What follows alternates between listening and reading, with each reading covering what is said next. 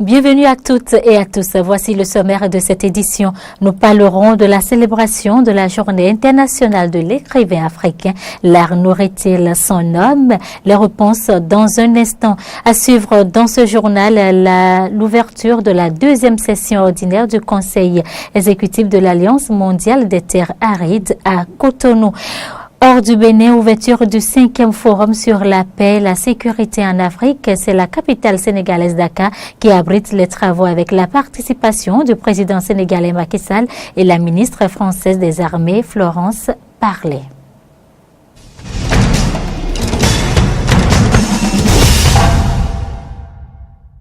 À nouveau, bienvenue. Célébration ce 7 novembre, la Journée internationale de l'écrivain africain.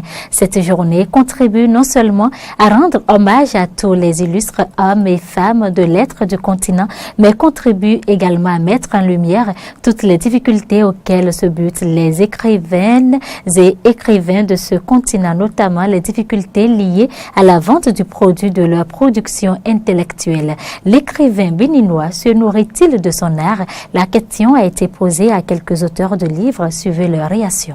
La chaîne du livre est en construction. Et c'est quand on aura fini de faire cela que l'on peut se demander un jour si l'écrivain béninois pourra vivre de son art. Parce que quand vous produisez, vous ne le vendez pas, vous êtes d'accord avec moi que vous ne pouvez pas vivre de votre art. Donc l'écrivain, vu comme celui qui publie des œuvres littéraires, pour moi au pays, il serait difficile de dire qu'il vit véritablement de son art. Chaque fois qu'on évoque la question, est-ce que l'écrivain vit de son art, les gens ont souvent tendance à jeter la pierre aux politiques. Je dis non. Si l'on doit verser dans la théorie de l'art pour l'art, qui consiste à produire ou produire, sans attacher à l'acte de production une utilité, on serait toujours là à tourner à rond. La faute n'est pas forcément aux politiques, même s'il est à noter que les politiques ont un très grand rôle à jouer en la matière. Aucun écrivain, même s'il se vante, il y a un écrivain qui dit qu'il vit de son œuvre, c'est inventable. Vous allez voir que souvent c'est des enseignants, mais parce que les droits d'auteur ne sont pas encore payés. Quand on dit 10% sur une œuvre, et combien les gens achètent, il y a la piraterie que vous pouvez vous maîtriser bien, et sur cette base-là, on n'est pas encore à cette étape-là.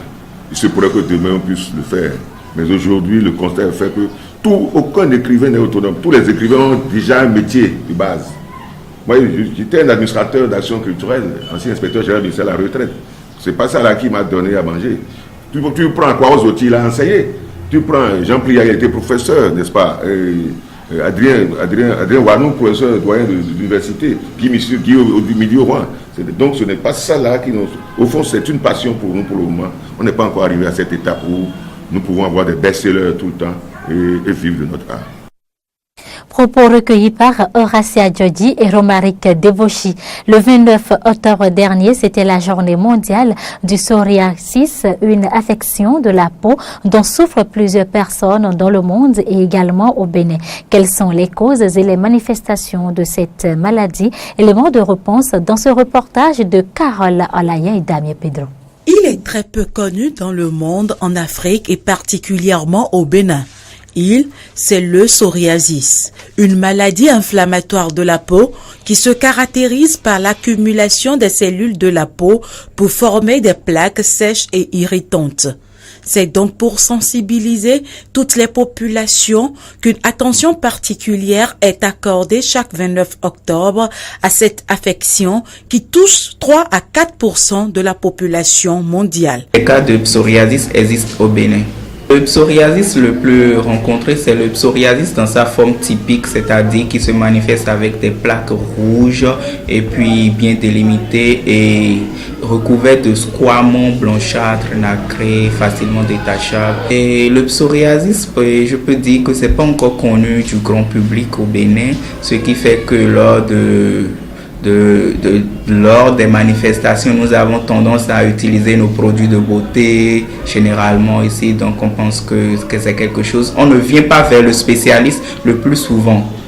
Les causes du psoriasis restent inconnues. Toutefois, plusieurs facteurs seraient impliqués dans l'apparition de cette affection qui attaque en majorité les personnes adultes de 20 à 35 ans. Il s'agit entre autres des facteurs génétiques et environnementaux. pouvons évoquer les facteurs immunologiques et puis les facteurs génétiques, notamment l'hérédité. Nous pouvons aussi avoir d'autres facteurs déclenchants tels que la consommation de l'alcool, de la drogue, du tabac, l'utilisation abusive ou l'arrêt brutal d'un traitement à base de dermocorticoïdes. Et surtout, nous pouvons l'avoir chez les patients immunodéprimés, c'est-à-dire ceux qui ont par exemple l'infection à VIH ou les patients sous un traitement immunodépresseur. Il existe plusieurs sortes de psoriasis qui peuvent toucher n'importe quel endroit du corps, mais plus souvent les coudes, le cuir chevelu, les genoux, les ongles et les jambes. Et le fait que le psoriasis peut être dû à un facteur immunologique, ce même facteur immunologique va entraîner une polyarthrite psoriasique. Et c'est une polyarthrite qui a les mêmes manifestations cliniques que la polyarthrite rhumatoïde. Le psoriasis n'est pas une maladie contagieuse mais est incurable. Toutefois, ceux qui souffrent de cette affection connaissent à la suite d'un bon traitement un moment de répit appelé période de rémission pendant laquelle la maladie se fait discrète ou disparaît. Dans un autre chapitre, le Bénin abrite depuis ce lundi la deuxième session ordinaire du Conseil exécutif de l'Alliance mondiale des terres arides. Au menu de cette rencontre, plusieurs décisions, dont celle relative au financement de l'organisation. Laurent Tonekes. Deuxième session ordinaire du Conseil exécutif de l'Alliance mondiale des terres arides se tient à Cotonou les 5 et 6 octobre 2018. Une rencontre qui s'organise pour la première fois à l'extérieur du Qatar après le lancement de l'Alliance en octobre 2017 et la première session du Conseil exécutif en février 2018 à Doha au Qatar. C'est le ministre de l'Agriculture, de l'Élevage et de la Pêche du Bénin, Gaston Kossi-Dossoui, président en exercice de l'organisation, qui a ouvert les travaux. Le 15 février dernier, notre conseil exécutif a pris de grandes décisions à Doha, dont entre autres celle relative au financement de notre organisation à son siège, pour ne citer que cela. Notre secrétariat exécutif a été chargé de la mise en œuvre et du suivi de ces décisions. La présente session devra analyser les progrès réalisés depuis lors. Des amendements à notre document de convention vont être également discutés. C'est dire que la réunion de Cotonou revêt un enjeu stratégique pour l'avenir de notre commune organisation, l'Alliance mondiale pour les terres arides, en essayant de poser les jalons plus assurés pour relever les défis de la sécurité alimentaire et de la nutrition. Les participants au cours de la première journée ont mené des débats sur le rapport du directeur exécutif, examiné les profils des postes du secrétariat et discuté de l'amendement de certains articles de la Convention de l'Alliance. Créée en 2017, l'Alliance mondiale des terres arides s'est donnée pour objectif d'assurer la sécurité alimentaire des pays membres en apportant des solutions durables à la désertification et aux pénuries alimentaires. L'Alliance mondiale des terres arides regroupe 11 pays, parmi lesquels le Bénin, le Maroc, le Qatar, le Burkina Faso, la Tanzanie et l'Irak. La Somalie, quant à elle, a souhaité adhérer à l'organisation et c'est la réunion de Cotonou qui devra en décider. Sensibilisation sur les projets et réalisations du PAG à Ouida. Il s'agit d'une initiative de Massimé Lapini qui a échangé ce dimanche avec les populations de la cité historique de Ouida sur le contenu du programme d'action du gouvernement de Patrice Talon. Frégis Serlan, Denis Maroya. Tenir les populations de Ouida sur les projets de réalisation et de programme d'action du gouvernement 2016-2021 pour le compte de cette cité historique et de la 5e circonscription électorale.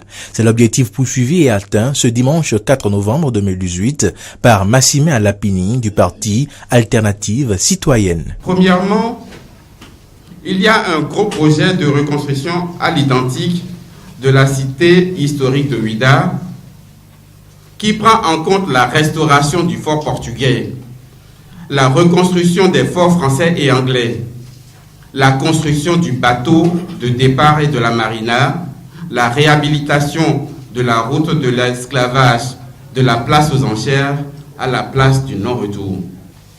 L'étude de faisabilité est terminée. La désignation du maître d'ouvrage architectural est faite. C'est les entreprises IREMCO et S2AP.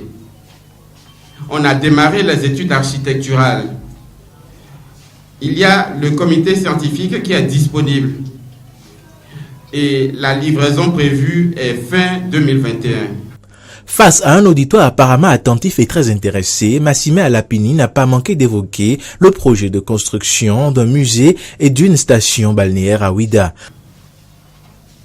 Deuxièmement, il y a la construction du musée Esclavage, Résistance et Mémoire Toussaint d'ouverture d'Alada. Troisièmement, il y a la construction d'une station balnéaire d'exception.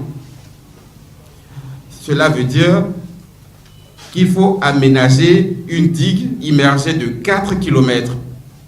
Il y a un village de vacances, il y a 3 étoiles, il y a un golfe de 18 trous. Pour parler de l'état d'avancement de ce projet, l'étude de faisabilité est en cours. Le démarrage des travaux vient de commencer et la livraison prévue donc, de ce projet est de fin 2019. En dehors des projets dont les démarrages sont imminents, l'orateur de ce dimanche à Ouida a rappelé aux citoyens les réalisations qui sont déjà à l'actif du gouvernement du président Patrice Talon. Nous pouvons vous énumérer la réhabilitation de la route Paou-Ouida, il a conduit de 77,5 km, l'aménagement et le bitumage de la route des pêches, phase 1, l'aménagement et le bitumage de la route Tofolalo qui fait 38,5 km. Dans le domaine de l'enseignement supérieur, dès la rentrée académique 2019-2020, la faculté des sciences économiques et de gestion, qu'on appelle FASEC, d'Agomey-Calavi, sera délocalisée progressivement à Ouida. Dans la commune de Ouida, 158 lampadaires solaires sont installés. À Alada, 200 lampadaires solaires sont installés. À Pomassé, il y en a eu 101. À Tofo, 100 et à Toribosito, 100 y sont également installés. Énergie, sécurité, sociale, économie, les progrès du président Patrice Talon dans ces différents domaines ont été expliqués avec précision et concision par Massimé Alapini aux populations de Ouida qui ont répondu à son appel ce dimanche 4 novembre 2018. Toujours au chapitre politique, plusieurs mouvements politiques ont rejoint ce week-end le bloc progressiste. L'honorable Lucien Ouimbo, président du parti Union pour le Bénin, et ses militants ont fait leur adhésion. C'est à la suite d'une assemblée générale extraordinaire tenue ce dimanche à Torikada dans la commune de Toribosito. Le point, c'est avec Martin Koudenoupo et Damien Pedro. La réforme du système partisan induit par la nouvelle charte des partis politiques n'a pas épargné le parti La Lumière. Réunis en congrès extraordinaire ce samedi 3 novembre 2018, les militants ont choisi d'adhérer au bloc progressiste de la mouvance présidentielle. Cette décision a été officialisée par le bureau politique. Mesdames et messieurs, chers congressistes, nous portons solennellement notre choix sur le bloc progressiste.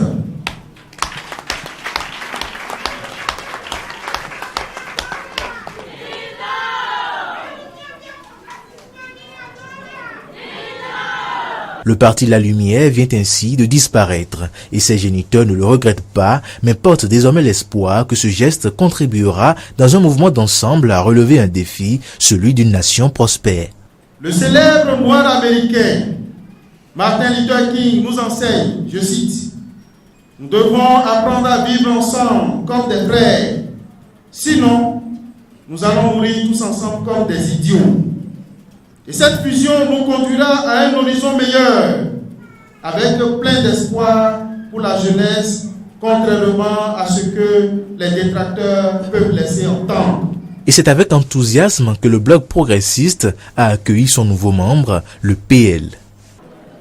Au nom du groupe du bloc progressiste, au nom de l'Alliance UN qui est en train de disparaître pour le bloc, à mon nom personnel, je souhaite la bienvenue au parti PL dans ce grand bloc progressiste.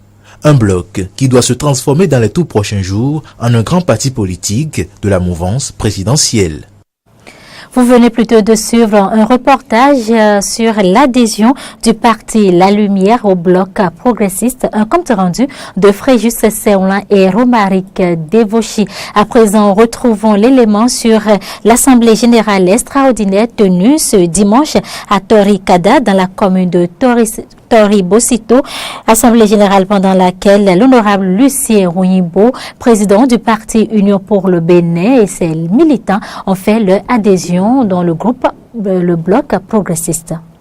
Le parti L'Union pour le Bénin, l'UB de l'honorable Lucien Rouimbo a décidé de faire son entrée dans l'un des deux blocs de chef de l'État. C'était à l'occasion d'une assemblée générale extraordinaire tenue ce dimanche 4 novembre à Toricada dans la commune de Toribosito. Une assemblée qui a connu la présence de plusieurs personnalités politiques, les élus locaux, les militants et militantes et les deux députés élus du parti l'UB dans la 5e circonscription. Le parti L'Union pour le Bénin a enfin pris la résolution de se fondre au profit de la création du bloc progressiste de la mouvance présidentielle. Une déclaration lue par l'honorable Marcelin Aronoukon. Que la loi numéro 2018/13 du 26 juillet 2018 portant charte des partis politiques en République du Bénin et autres dispositions légales et réglementaires en cours de réalisation concourent résolument à la mise en œuvre des réformes tant souhaitées. Convaincu que pour atteindre les objectifs d'un système partisan véritablement assaini, il est nécessaire que les partis politiques renoncent à l'existence des micro-partis pour se mettre ensemble en vue de créer de grandes formations politiques capables de durer dans le temps. Au regard de ces idéaux et valeurs des réformes partisanes et démocratiques, et au vu de l'article 57 du règlement intérieur de l'Alliance, l'Assemblée générale extraordinaire décide de la fusion de l'Alliance Union pour le Bénin avec d'autres partis politiques pour créer le parti du bloc progressiste. Convaincu de la pertinence de la réforme du système partisan porté par le chef de l'État Patrice Talon, le président du parti l'UB, l'honorable Lucien Rouimbo, a rappelé à l'assistance les mobiles qui sous-tendent cette adhésion au bloc progressiste. Le congrès extraordinaire pour annoncer officiellement la nouvelle aux militants et militantes est prévu pour les tout prochains jours. Vous le savez bien, deux blocs sont en pleine gestation, comme l'imposent désormais les nouvelles exigences de la réforme du système partisan. Il s'agit bien sûr du bloc républicain et celui progressiste. Face à cette adhésion massive au bloc progressiste, certains citoyens se prononcent au micro de Cardo Rumpedereto. Vous allez comprendre que ils ne se comprennent pas déjà. Vous allez voir qu'ils s'obligent même à aller vers des blocs. Et je remercie ici la dame Claudine Prudencio qui a refusé d'aller vers ces blocs-là. Vous n'avez pas à réagir même s'il y a frustration. Vous n'avez pas à piper mot quand on vous impose des choses. Alors que nous sommes en démocratie.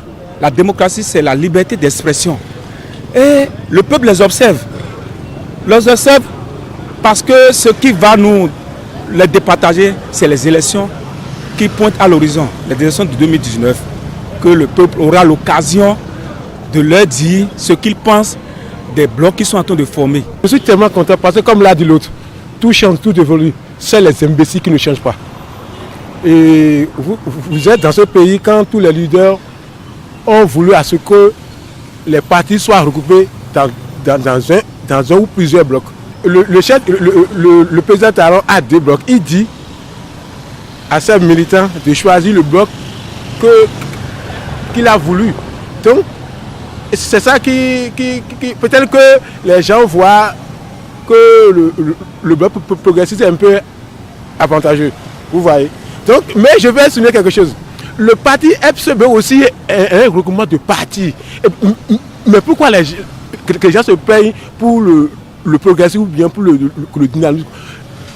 Les FCB avaient fait leur réunion à parcours, non? Mais ce sont des regroupements de plusieurs partis. Ils se sont réunis à Djefa.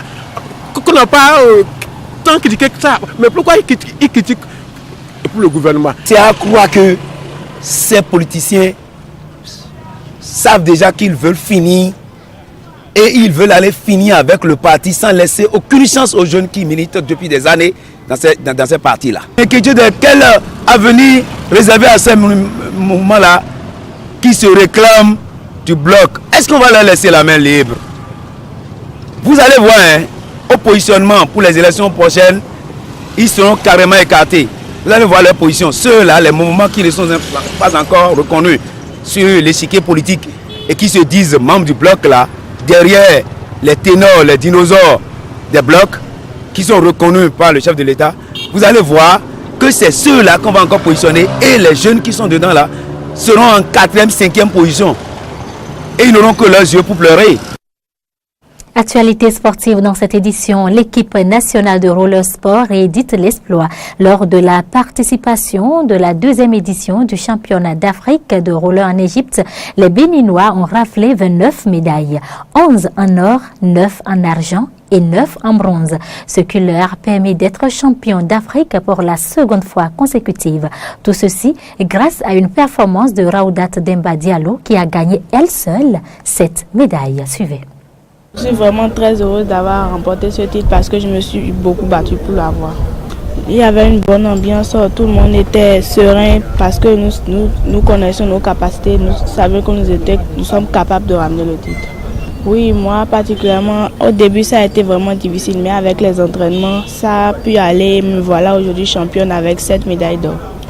J'ai cravaché très fort parce que c'était très difficile parce qu'il y avait j'avais des adversaires de très haut niveau.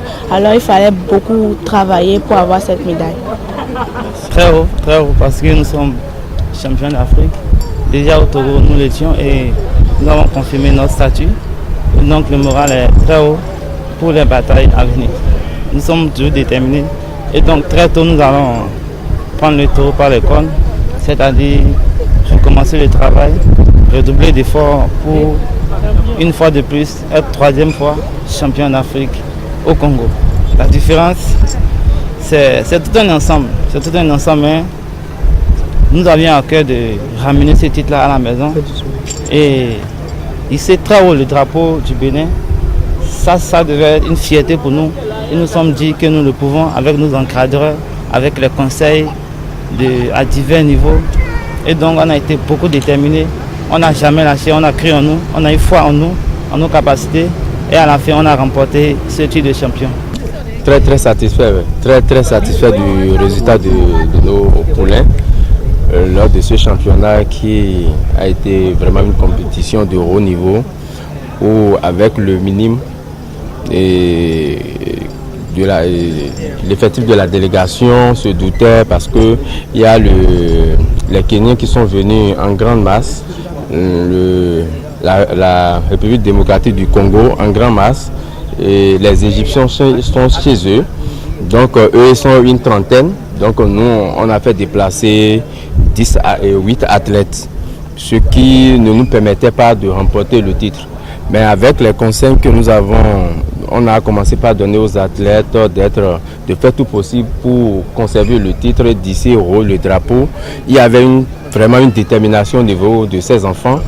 Il faut dire que l'athlète qui nous a beaucoup sauvés, c'est la petite Demba Diallo Raoudat, qui était la seule qui a été positionnée dans sa catégorie parce que normalement par pays on devait positionner 2, mais faute de moyens on n'a pas pu déplacer 2 athlètes filles dans sa catégorie, donc elle battait tout le monde sans pitié. Donc on l'a positionnée dans 8 épreuves.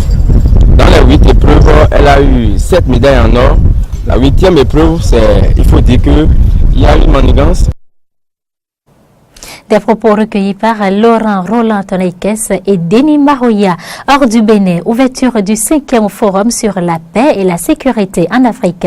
Le président sénégalais Macky Sall et la ministre française des Armées Florence Parly soulignent les liens indissociables entre sécurité et développement à l'occasion de l'ouverture à Dakar du forum sur la paix et la sécurité en Afrique. Suivez. Sécurité et développement sont les deux faces d'une même pièce. Les deux ensembles sur lesquels nous devons agir par tous les moyens pour créer les conditions d'une paix durable. In our endeavor to administer justice and unify the nation, the Truth, Reconciliation and Reparation Commission established recently has commenced work. Also, the first phase of a major security sector reform program has been undertaken, and we are fully committed to scaling it up in the next phase. Il appartient aux experts, militaires et diplomates de nous dire ce qui ne va pas. C'est pareil en RCA, c'est pareil en RDC. Depuis 1960, l'ONU est au Congo. Il y a un problème. C'est tout pour cette édition. Merci de l'avoir suivi.